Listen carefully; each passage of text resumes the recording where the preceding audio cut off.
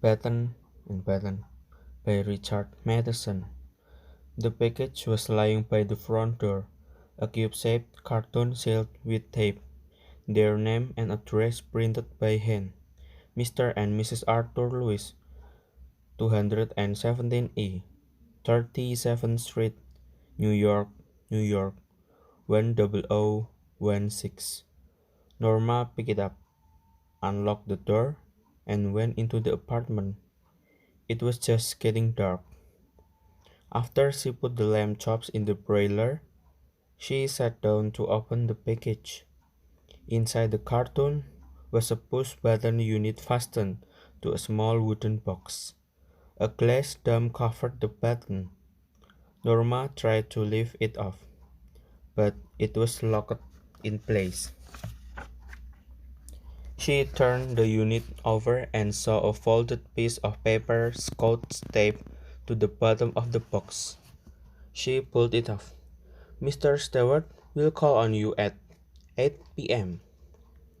Norma put the button unit beside her on the couch. She reread the typed note, smiling.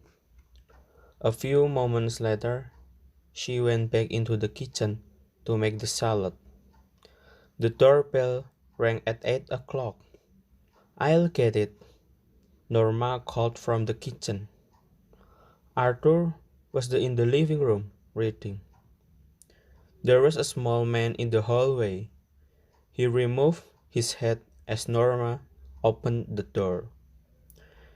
Mrs. Lewis, he inquired politely. Yes. I'm Mr. Stewart. Oh, yes. Norma repressed a smile. She was sure now it was a sales pitch. May I come in? Asked Mr. Stewart. I'm rather busy, Norma said. I'll get you your guacamole, Toph. She started to turn. Don't you want to know what this is? Norma turned back. Mr. Stewart's tone had been offensive. No, I don't think so, she replied. It could prove very valuable, he told her. Monetarily? She challenged. Mr. Stewart nodded. Monetarily? He said. Norma frowned. She didn't like his attitude. What are you trying to sell? She asked. I'm not selling anything, he answered. Arthur came out of the living room. Something wrong? Mr. Stewart introduced himself. Oh, the... Arthur pointed toward the living room and smiled. What is that gadget anyway? It won't take long to explain, replied Mr. Stewart. May I come in? If you are selling something, Arthur said. Mr. Stewart shook his head. I'm not. Arthur looked at Norma. Up to you, she said. He hesitated. Well, why not? He said. They went into the living room and Mr. Stewart sat in Norma's chair. He reached into an inside coat pocket and withdrew a small sealed envelope. Inside here is a key to the Bell unit dome, he said. He set the envelope on the chair side table. The bell is connected to our office. What's it for? Asked Arthur. If you push the button, Mr. Stewart told him, somewhere in the world someone you don't know will die, in return for which you will receive a payment of $50,000. Norma stared at the small man. He was smiling. What are you talking about? Arthur asked him. Mr. Stewart looked surprised. But if just explained, he said. Is this a practical joke? Asked Arthur. Not at all. The offer is completely genuine. You aren't making sense, Arthur said. You expect us to believe. Whom do you represent? Demanded Norma.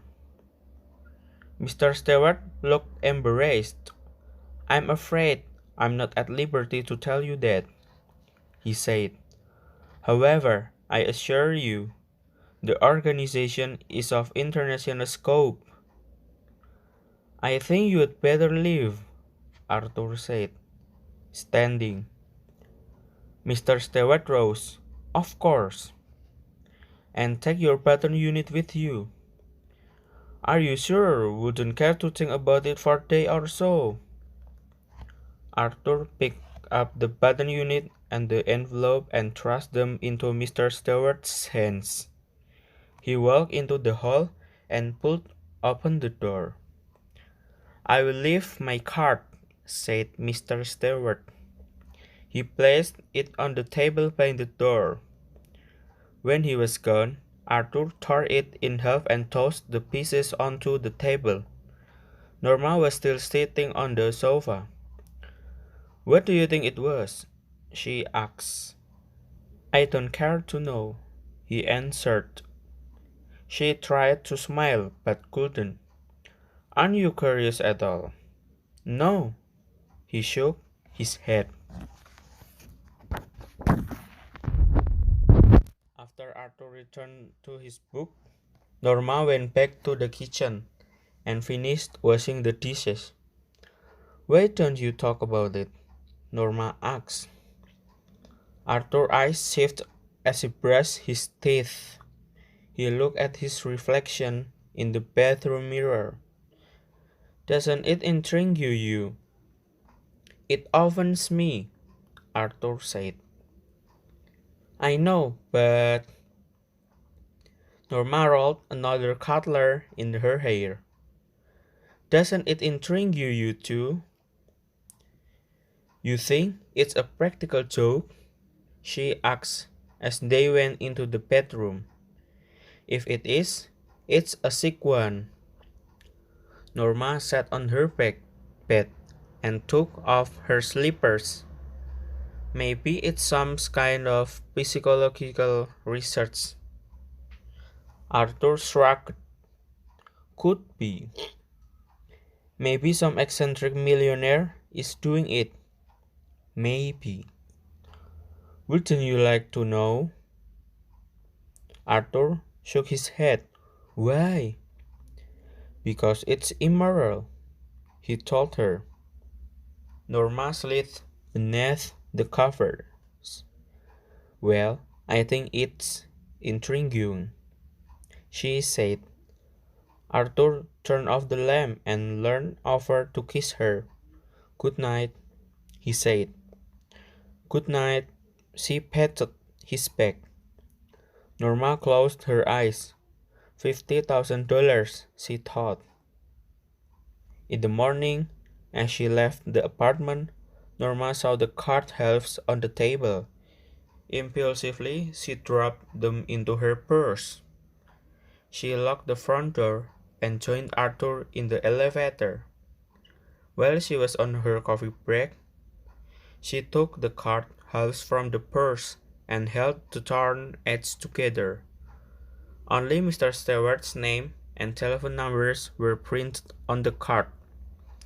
After lunch, she took the card halves from the purse again and scotch-taped the edges together. Why am I doing this? She thought. Just before 5, she dialed the number.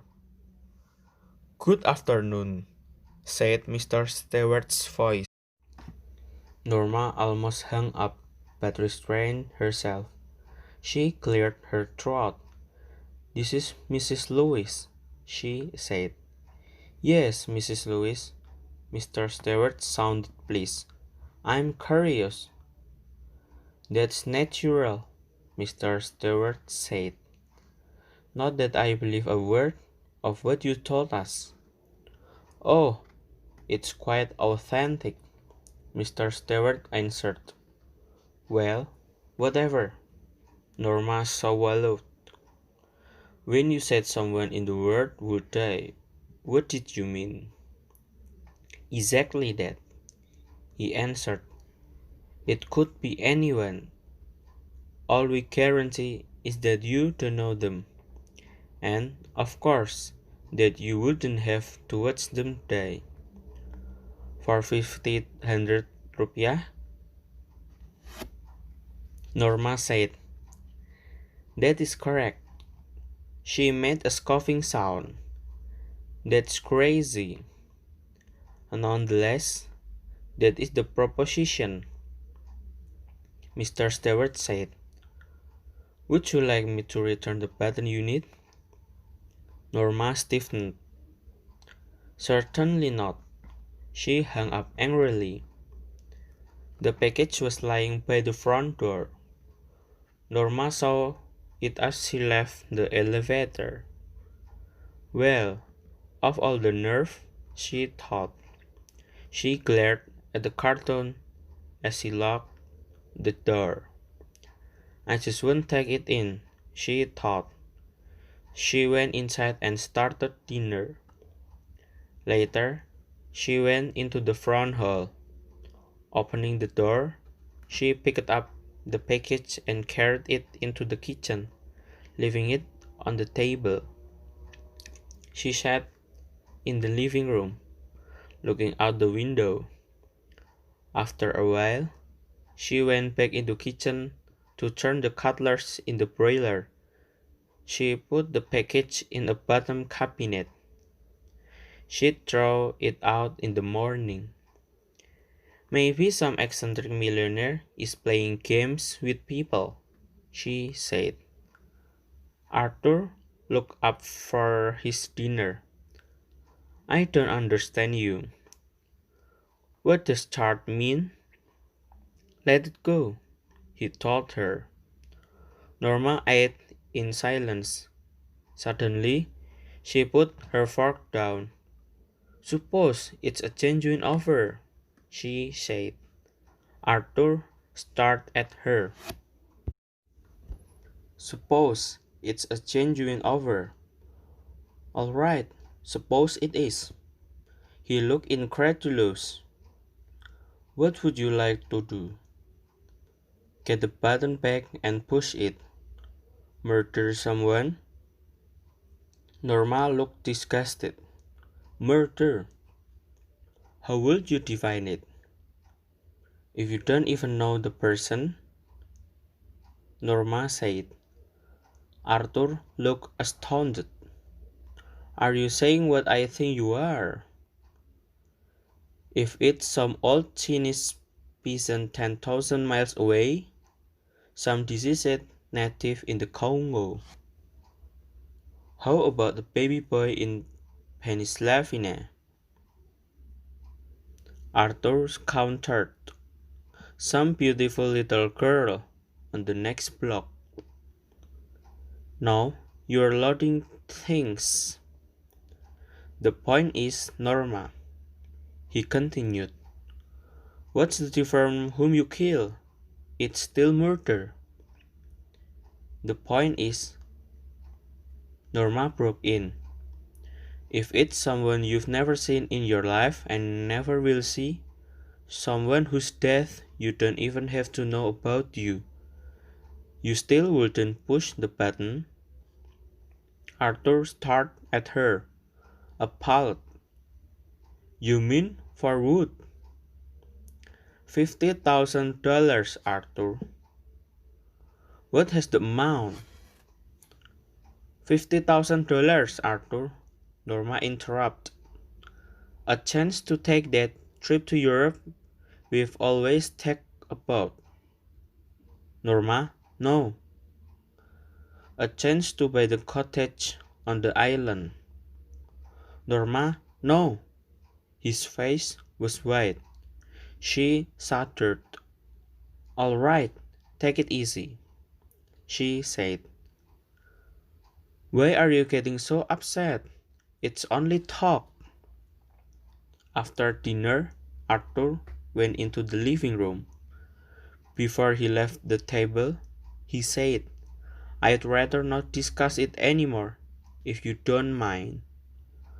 Norma shrugged. "Fine with me." She got up earlier than usual to make pancakes, eggs, and bacon for Arthur's breakfast. "What's the occasion?" he asked with a smile. "No occasion." Norma looked offended. "I wanted to do it, that's all." "Good," he said. "I'm glad you did."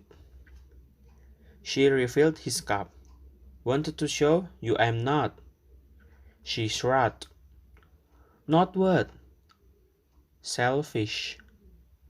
"Did I say you were?" "Well," she gestured vaguely. "Last night—" Arthur didn't speak. "All that talk about the button," Norma said. "I think you, misunderstood me." "In what way?"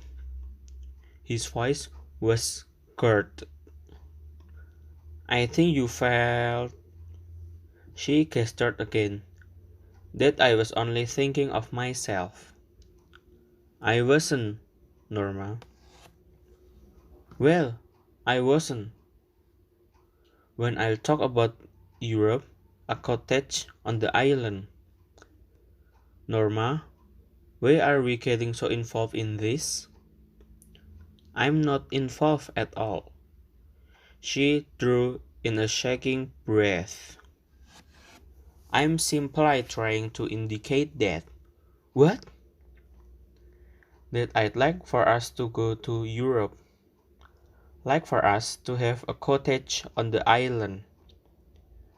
Like for us to have a nice apartment, nicer furniture, nicer clothes, a car.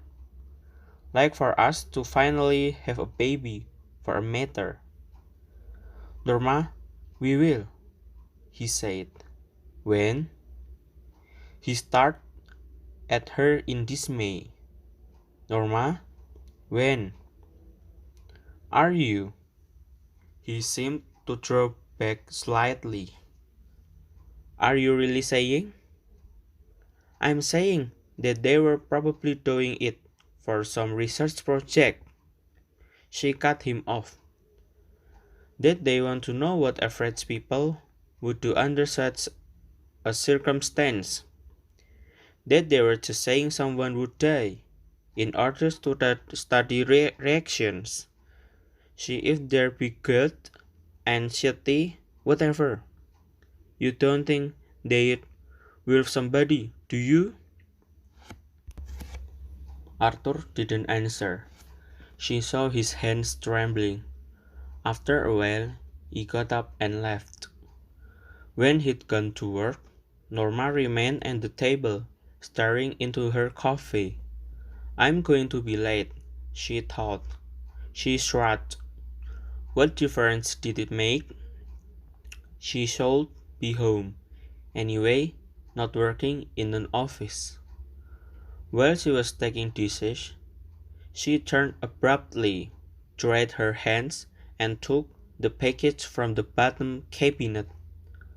Opening it, she set the button unit on the table. She stared at it for a long time before taking the key from its envelope and removing the glazed dome. She stared at the button.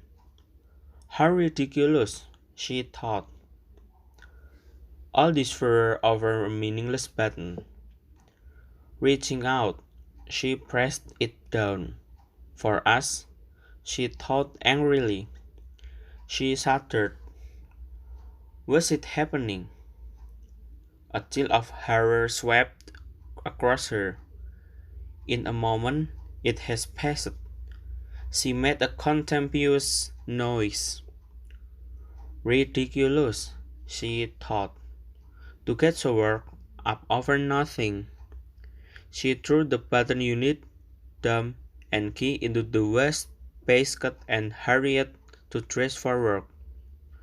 She had just turned over the shopper's ticks when the telephone rang. She picked up the receiver. "Hello, Mrs. Lewis." "Yes, this is the Lenox Hill Hospital." She felt unreal as the voice informed her on the subway accident. The shoving crowd. Arthur pushed from the platform in front of the train. She was conscious of shaking her head, but couldn't stop. As she hung up, she remembered Arthur's life insurance policy for $25,000 with double indemnity for. No, she couldn't seem to breathe. She struggled to her feet and walked into the kitchen numbly. Something could press it at her skull and her removed the button unit from the waste basket. There were no nails or screws visible.